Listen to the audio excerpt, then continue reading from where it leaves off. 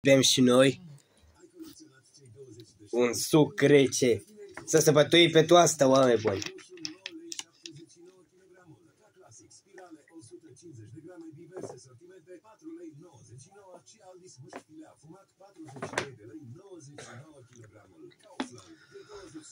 E de la proaspăt. Mama, așa te pune că îți pui și Bacău. Știți. Mic dejunul. Mâncăm niște mic dejun clasice. Cu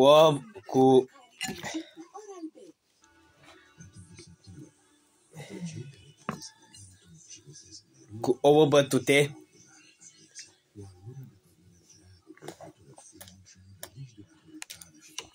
Ce mai delicios.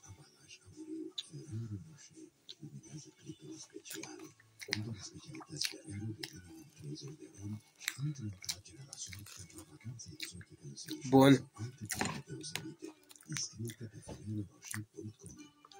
Prostata vă poate afecta activitatea zilnică, urinare frecventă, urinar slab și întrerupt, funcție sexuală afectată. Ce delicios.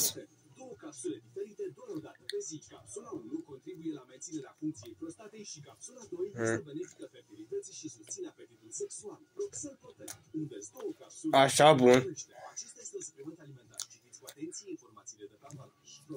Guldimente de la bune să mâncați ouă bune. E delicios. E foarte delicios.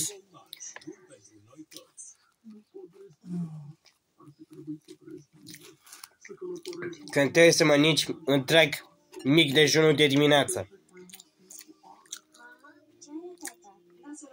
Foarte gustos. Să-mi scrieți în comentarii dacă vă place mâncarea așa de mult.